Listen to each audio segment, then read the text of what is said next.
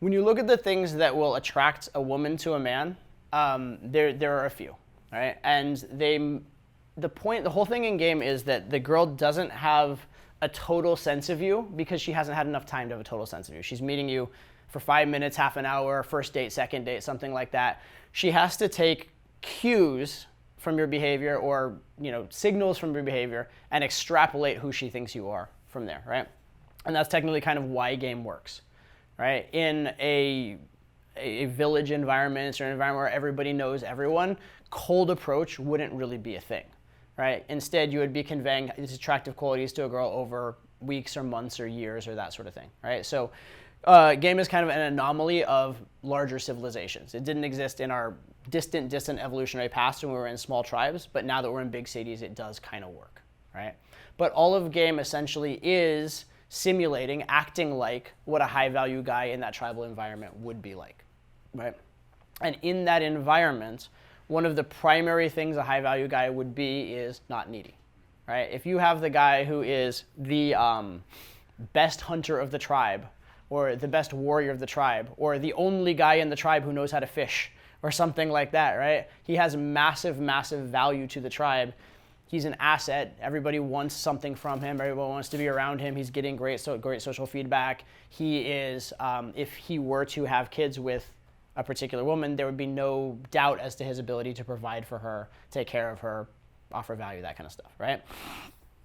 So that's the kind of situation we're in. And because of being in that situation, that guy most likely would have a lot of girls into him, a lot of girls chasing him, really positive social feedback, and so he would start to be more choosy, more picky, especially in an environment where everybody knows everyone and it's hard to have multiple girlfriends. It's hard to see multiple people at the same time. Sometimes you will be needy for a girl because you genuinely like her. That will happen to some extent, but most of the time, when you're getting that needy feeling, when you're getting that validation-seeking feeling, it's exactly that. It's validation-seeking. It's because you like the idea of the girl, or you like the idea that you were perfect in that set, or you like the idea that it went really well, or something like that. Or you want to believe that because it went really well, this one's not going to flake, because you want to believe there's a ultimate solution to flaking that will always solve your problems, right? Even though flaking happens. I had a client I worked with in Europe recently who was crazy selective, because he was attached to the idea of being good at game, and he thought a rejection was like a really horrific event for him. Which was funny because when he was a beginner, that wasn't the case. When he was a beginner and he didn't care, he's just like, fuck it, I'm here to learn. I don't think I'm good at this. I'm willing to take the rejection. I think the rejection is funny. But once he's a guy who's been in game for probably about a decade, and he's had results. He's had girls on a cold approach who he ended up taking home, sleeping with, making into his girlfriend, who were very hot, very desirable, etc. And so now he has an image of himself in game. He has an image of who he is, and he's trying to hold up that image. He's trying to support that image, right? And that makes him outcome dependent. I mean, there's a lot of things that come out of this, right? So you guys may have heard of a thing I call intermediate approach anxiety. So intermediate approach anxiety is when, in particular, after you've done particularly well, like you have a good night out, the last thing you want to do is do an approach the next day. Because you're like, today I was perfect. I don't want to do it tomorrow, right? If I go out and I talk to the hottest girl in the bar, the first approach of the night, and I pull, the next day I don't want to go out. I'm good. I'm happy. Like I'm sitting on perfection right now, right? The best thing I can do for myself is go get a rejection. Like go talk to some like almost impossible set and get a rejection, so I'm no longer perfect. And now I can just remember I'm still a beginner again, and remember I still have things to learn. Just to go to that really quickly, I talked about ratios. So I said, if I get a really good low-hanging fruit opportunity, I'm going to get a number or better, like number, insta-date, pull, something like that, 90% of the time.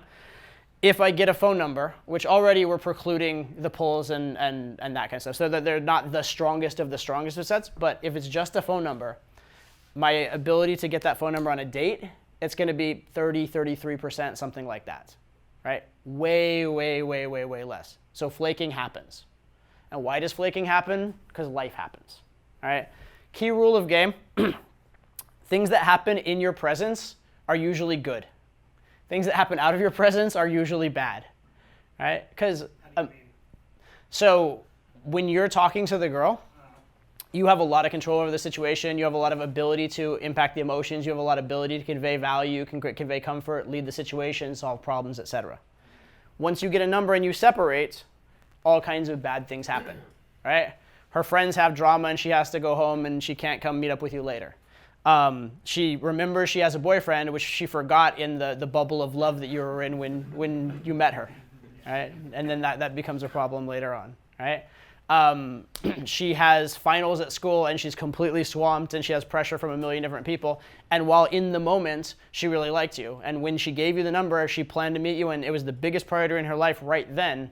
The next day when she wakes up, it's just not because she's in a different state of mind, right? And then as that week progresses, once she is free again, now you're a distant memory of a week ago and she remembers it was nice, but she's really just not still there. Like stuff like that happens, right? Life happens. Her grandma dies. She has to go out of town for the funeral. By the time she gets back, it's been 2 weeks. She barely remembers you.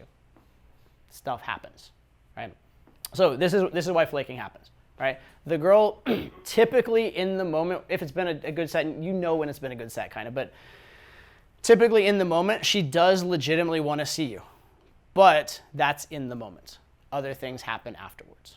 The numbers game, it's always going to be a thing, but you can control it and make it better.